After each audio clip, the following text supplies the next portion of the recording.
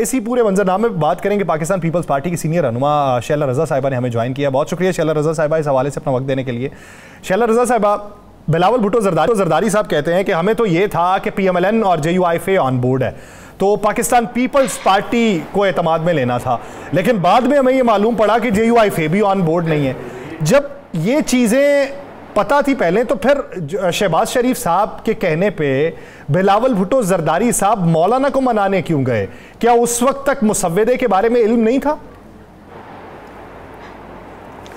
नहीं, ऐसी बात जो है वो इसको ज़रा सही से समझें, क्योंकि हुकूमत मूव कर रही थी और मौलाना के और PMLN के हमेशा से अच्छे ताल्लुकात रहे हैं, लेकिन एक कर्टेसी के लिए हमारे प्रेसिडेंट साहब भी गए थे और हमारी नॉलेज में ये है कि मुसव्वदा जो है वो 4 दिन पहले से मौलाना के पास था और जब रात में चेयरमैन ने उनके साथ वक्त गुजारा 4-1 घंटे, तो मुसव्वदे के तमाम पहलू पे बात हुई और जो एक इंफॉर्मेशन के मुताबिक तो जो उसमें तरमीमात थी, जब वो सुबह को पहुंची हैं तरमीम हो के, तो वो उस पे एतराज़ात उठे और जब एतराज़ात उठे तो फिर ये मुमकिन नहीं था कि अगर एतराज़ात दूर नहीं है तो आप एक अहम पार्टी को जो है इस तरह से एतराज़ किए बगैर पास कर लें। तो चीज़ देर से भी पास हो सकती है, चीज़ में बहुत सारी रद्दो बदल हो सकती है, बस COD के मुताबिक होनी चाहिए, कोई पर्सन स्पेसिफिक नहीं है, टाइम स्पेसिफिक नहीं है। तो हम तो यही चाहेंगे कि हुकूमत भी जो है जिस पे एतराज़ है मौलाना को उस पे चेंज करे और हमारा जो ये है कि COD की जो तरीक़ाकार था वो रूह पूरी हो और 19वीं तरमीम ख़त्म हो। हमारे लिए कोई शख्स, कोई टाइम की बहुत अहमियत नहीं है। हम ये समझते हैं कि जो भी इस मनसब पे बैठता है वो अपनी तारीख रकम करता है और ये उसकी मर्जी होती है कि तारीख में उसे किस तरह से याद रखा जाए। शैला रज़ा साहब, आपने बड़ी अच्छी बात की कि मौलाना साहब ने आज कहा है कि मुझे तमाम की तमाम जो मसवदा है मैं उसे मुस्तरद करता हूँ, ये नाकाबिल अमल और नाकाबिल कबूल है और ये कौम की अमानत में भी खयानत, और ये कौम की अमानत में खयानत भी है। ये उन्होंने खुद कहा है और सारे मीडिया पे उन्होंने ये बात की है। तो क्या अब मौलाना साहब ने जो कह दिया तो हाँ जी जी आप जी हाँ आप बात मुकम्मल कर ले।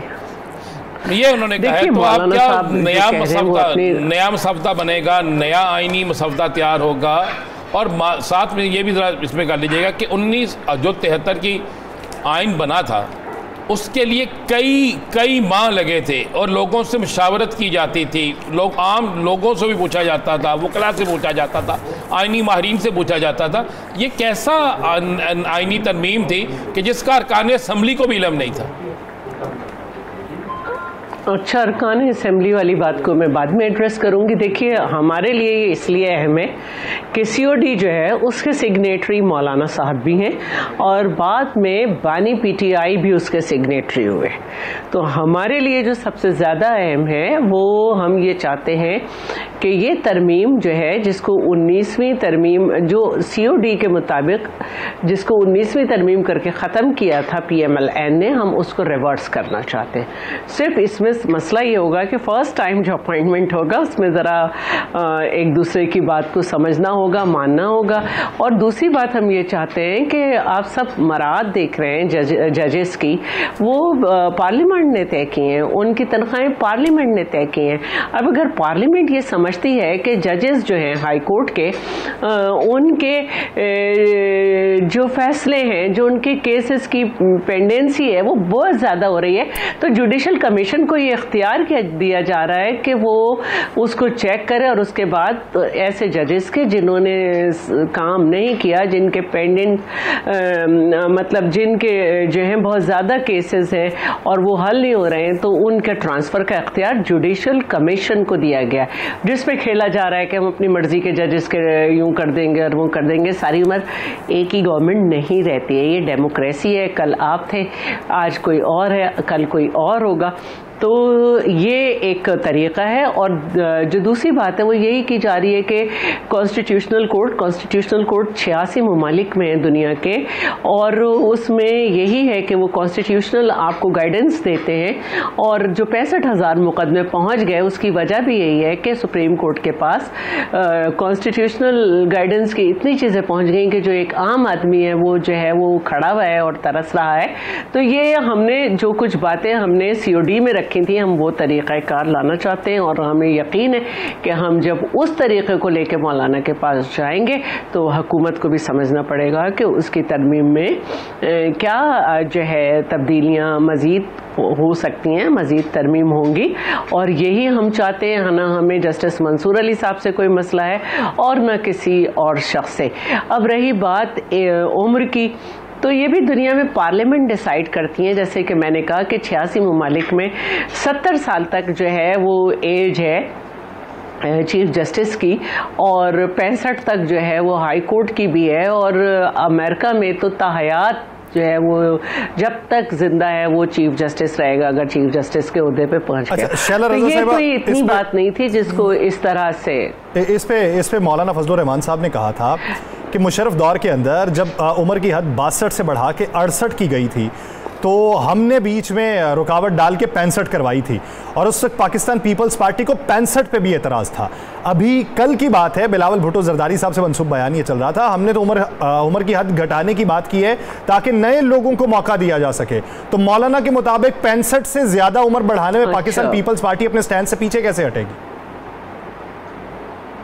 अच्छा, कल अगर आपने चेयरमैन का इंटरव्यू देखा हो तो उन्होंने कहा कि हमें उम्र की जो हद है उस पर मुझे इतना वो नहीं है, हम उसको कम भी कर सकते हैं, 65 ही रह सकते हैं। हम सिर्फ तरीक़ाकार जो है जजेस का उसको सही करना चाहते हैं, कॉन्स्टिट्यूशनल कोड बनाना चाहते हैं और ये तरीक़ा करना चाहते हैं। देखिए, लचक रख के आप आगे बढ़ते हैं तो बात होती है। और मैं ये समझती हूँ कि आइन हमारे घर से चला है और हमने ही 18वीं तरमीम की है, और जब भी किसी के आगे हाथ, जब भी आइन किसी के हाथ लगा है उसने आइन बिगाड़ा है।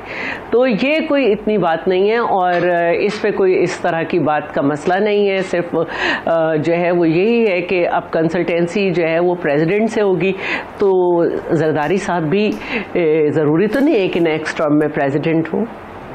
अच्छा, एक बात तो सोचना चाहिए, हर चीज को पर्सन स्पेसिफिक कर देना ये पीटीआई के बड़े जमरे में आता है। जब वो खुद थे तो उन्होंने आने वाले चीफ जस्टिस पर रेफरेंस खोल दिया था। जब चीफ ऑफ आर्मी स्टाफ का नाम आया तो उन्होंने FIA से जाके उनकी फैमिली के जो है सारे फॉरेन कंट्रीज का रिकॉर्ड निकलवा के किसी एक और कंट्री को ये भेजा कि देखेंगे ये कौन लोग हैं। तो ये इस वक्त भी वो पर्सन स्पेसिफिक करके टारगेट कर रहे हैं, क्योंकि वो हमेशा टारगेट करते हैं। तो आप समझते हैं कि मौलाना साहब जो हैं वो पीटीआई के हत्थे चढ़ गए हैं या पीटीआई की जुबान बोल रहे हैं? मैं मौलाना साहब का बहुत एहतराम करती हूँ।